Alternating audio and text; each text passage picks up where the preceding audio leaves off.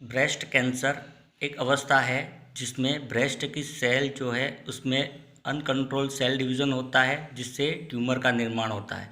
Breast जो एक glandular tissue है उसकी एपिथेलियल सेल जो होती है उसमें ट्यूमर का निर्माण होता है जो ज़्यादातर कार्सिनोमा होता है।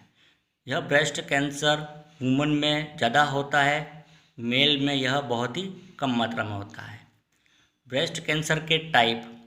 ब्रेस्ट कैंसर दो प्रकार का होता है। इंट्राडक्टल कैंसर, मेमोरी डक्ट जो है उसमें ट्यूमर का निर्माण होना, और दूसरा है इंट्रालोबुलर कैंसर जिसमें मेमोरी ग्लैंड के जो लोब्स होते हैं उसमें ट्यूमर का निर्माण होना। इसके अलावा मिक्स टाइप का भी होता है जिसमें डक्ट और लोब्स दोनों में ट्यूमर का निर्माण होता है। कॉज एवं रिस्क फैक्टर। ब्रेस्ट कैंसर जो है उसका मुख्य कारण जो है वो है कोशिका या सेल का अनलिमिटेड रूप से डिवाइड होना और नए टिश्यू का निर्माण होना। मेन जो कॉज है इसका फैमिली हिस्ट्री। परिवार में यदि किसी को ब्रेस्ट कैंसर है, जैसे माँ को यदि ब्रेस्ट कैंसर है तो उसकी पुत्री या डॉटर को होने की संभावना ज़्यादा रहती है जो 50 से 60% तक रहती है। सेकंड, जीन म्यूटेशन अर्थात डीएनए के अंदर बदलाव या जीन के अंदर बदलाव होना। ये जीन म्यूटेशन जो होता है वो ट्यूमर सप्रेशर जीन्स जो होते हैं उनको सप्रेस करता है, इनएक्टिवेट कर देता है, जिससे सेल प्रोलिफरेट हो जाएगी और उसके बाद उसके डीएनए में बदलाव आता है। इस डीएनए के बदलाव को जीन म्यूटेशन जो होता है वो इनएक्टिवेट कर देता है, जिसके कारण से सेल जो होती है वो ऑन्कोजेनिक सेल में बदल जाती है और उसके बाद वो ऑन्कोजेनिक सेल जो होती है वो अनलिमिटेड रूप से डिवाइड होना प्रारंभ हो जाती है और ट्यूमर का निर्माण करती है। इसके अलावा लेट चाइल्ड बियरिंग, अधिक वर्ष में माँ बनना, जैसे 35 वर्ष से अधिक आयु में माँ बनना।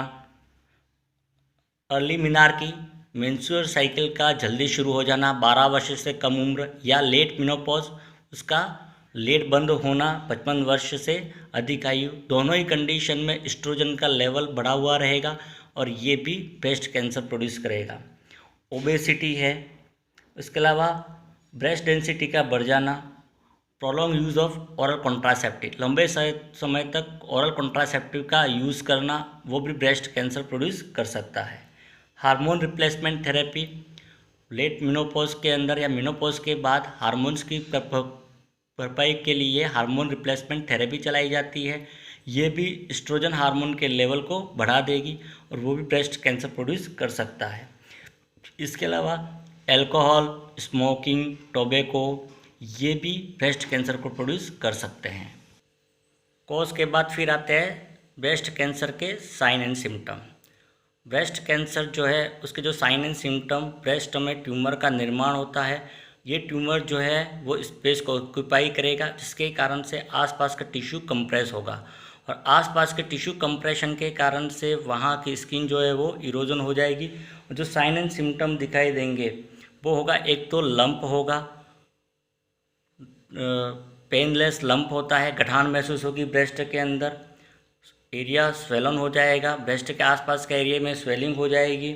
इसके अलावा ब्रेस्ट एनलार्जमेंट होगा, ब्रेस्ट की साइज़ में वृद्धि हो जाएगी, स्किन जो है वो डिम्पल हो जाएगी, स्किन इरोजन हो जाएगा या स्किन खुरदरी हो जाएगी, पेन होगा पेशेंट को।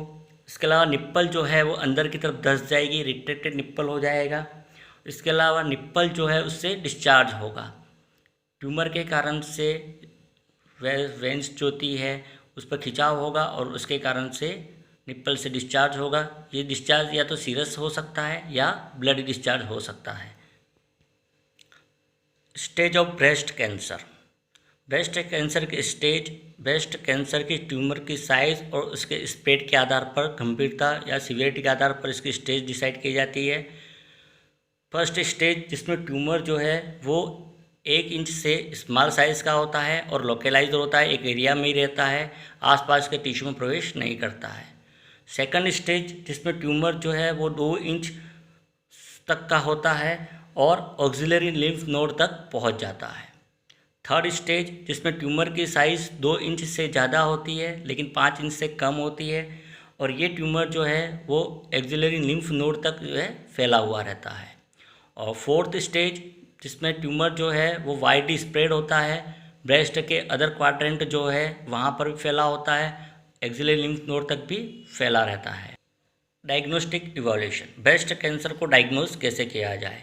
तो ब्रेस्ट कैंसर का डायग्नोसिस के लिए एक तो फिजिकल एग्जामिनेशन किया जाता है, ब्रेस्ट का इंस्पेक्शन किया जाता है और पाल्पेशन किया जाता है। इसके अलावा एक है ब्रेस्ट सेल्फ एग्जामिनेशन। महिला खुद स्वयं अपने ब्रेस्ट का एग्जामिनेशन करती है। इसमें हाथ के द्वारा ब्रेस्ट जो है उसका पाल्पेशन करती है अलग अलग स्टेज पे, और उसके बाद अंदर कोई लंप या कोई भी नोड्स या गठान जो है उसको आइडेंटिफाई करती है। सेकंड, मेमोग्राफी, ये ब्रेस्ट का ग्राफिकल एग्जामिनेशन होता है जस्ट लाइक सोनोग्राफी की तरह। उसमें ट्यूमर की लोकेशन और ट्यूमर की साइज़ का पता चल जाता है। ब्रेस्ट सोनोग्राफी अल्ट्रासोनोग्राफी की तरह ब्लड टेस्ट किया जाता है जिसमें एस्ट्रोजन लेवल को फाइंड आउट किया जाता है जो यूजुअली बढ़ा हुआ रहता है। इसके अलावा निडल बायोप्सी की जाती है। ब्रेस्ट से निडल के द्वारा टिश्यू ऑब्टेन किया जाता है और उसका हिस्टोलॉजिकल और साइटोलॉजिकल एग्जामिनेशन किया जाता है। ब्रेस्ट कैंसर का ट्रीटमेंट या मैनेजमेंट, ब्रेस्ट कैंसर का ट्रीटमेंट के लिए विभिन्न थेरेपियाँ काम में ली जाती है। कीमोथेरेपी, जिसमें साइटोटॉक्सिक ड्रग यूज़ किए जाते हैं और उसके द्वारा ट्यूमर सेल को नष्ट कर दिया जाता है। जो कॉमनली यूज़ होने वाले हैं वो है डॉक्सोरुबिसिन, साइटोक्सेन, मेथोट्रेक्सेट, 6-फ्लूरोयूरेसिल, टैमोक्सिफेन इत्यादि। इसके कुछ साइड इफ़ेक्ट होते हैं, alopecia, sore throat, mucositis, nausea, vomiting इत्यादि। सेकंड, हार्मोनल थेरेपी, हार्मोन्स दिए जाते हैं, oestrogen, androgen, corticosteroid. Third, radiation therapy, radiation के इफेक्ट से कैंसर सेल जो होते हैं ट्यूमर सेल को डिस्ट्रॉय कर दिया जाता है। ये दो प्रकार का होता है, internal radiation and external radiation. एक है सर्जरी, सर्जरी के द्वारा कैंसर का ट्रीटमेंट। इसमें एक तो लंपेक्टोमी की जाती है। लंपेक्टोमी में ट्यूमर जो है उसको सर्जरी के द्वारा रिमूव किया जाता है, ब्रेस्ट को रहने दिया जाता है। सेकंड, मैस्टेक्टोमी, इसमें सर्जरी के माध्यम से ब्रेस्ट को रिमूव करना। मैस्टेक्टोमी एक होता है पार्शियल मैस्टेक्टोमी, जिसमें पूरे ब्रेस्ट को रिमूव न करके ट्यूमर वाला हिस्सा जो है उसको ही रिमूव किया जाता है। सेकंड है सिंपल या टोटल मैस्टेक्टोमी, जिसमें पूरे ब्रेस्ट को सर्जरी के द्वारा रिमूव कर दिया जाता है। और थर्ड जो है वो है रेडिकल मैस्टेक्टोमी, इसमें पूरे ब्रेस्ट के साथ साथ पेक्टोरल मसल्स और एक्सिलरी लिम्फ नोड को भी सर्जरी के द्वारा रिमूव किया जाता है। नर्सिंग मैनेजमेंट, ब्रेस्ट कैंसर में सर्जरी की जाती है मैस्टेक्टोमी। यदि पेशेंट अंडरगोइंग सर्जरी है तो उसका प्री ऑपरेटिव और पोस्ट ऑपरेटिव नर्सिंग मैनेजमेंट रहेगा। प्री ऑपरेटिव नर्सिंग मैनेजमेंट में साइकोलॉजिकल सपोर्ट रहेगा, जिसमें पेशेंट को डिसीज़ के बारे में और सर्जरी के बारे में एक्सप्लेन किया जाएगा। सर्जरी के पूर्व पेशेंट को नील बाय माउथ रखा जाएगा, रिटर्न कॉन्सेंट ले लिया जाएगा। इसके अलावा पेशेंट से ऑर्नामेंट रिमूव कर दिए जाएंगे, स्किन का प्रिपरेशन कर दिया जाएगा। Post operative nursing care, surgery के बाद नर्सिंग केयर, तो ऑपरेशन के बाद पेशेंट को रिसीव करना है पोस्ट ऑपरेटिव बेड पे। सेकंड, पेशेंट एनेस्थीसिया से जैसे ही बाहर आएगा उसको ओरिएंटेशन कराना है वार्ड का। थर्ड, पेशेंट को सर्जरी से होने वाले पेन को कम करने के लिए सर्जिकल साइट को एलिवेट रखेंगे। साथ ही जिस साइड सर्जरी हुई है उस साइड को एलिवेट करके या करवट लेके लेटाएंगे। पेशेंट को इन्फेक्शन से बचाने के लिए ड्रेसिंग करी जाएगी, उसकी ड्रेनेज ट्यूब जो लगी है उसको ऑब्जर्व करना है। साथ ही साथ ब्लड जो बाहर निकल रहा है उसकी क्वांटिटी जो है उसको भी मेज़र करना है। पेशेंट जो है उसके वाइटल साइन मॉनिटर करने हैं, यदि फीवर आ रहा है मीन्स वो इन्फेक्शन में जा रहा है। पेशेंट जो है उसकी फ़िज़िकल मोबिलिटी को इम्प्रूव करना है, बढ़ाना है। इसके लिए अर्ली एम्बुलेशन कर लेंगे। सर्जरी के जैसे पेशेंट चेतन आता है, होश में आता है, उसको चलने के लिए कहना है। साथ ही साथ पेशेंट जो है उसके आर्म की और हैंड की या एल्बो की एक्सरसाइज करानी है। इसके अलावा पेशेंट को ब्रीथिंग एक्सरसाइज के लिए भी एनकरेज करना है।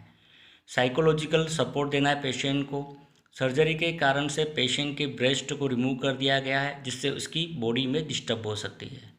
इस बॉडी में डिस्टर्बेंस के कारण से उसको हीन भावना आ सकती है। उसके लिए उसका रिहेबिलिटेशन कराना है, साइकोलॉजिकल सपोर्ट देना है।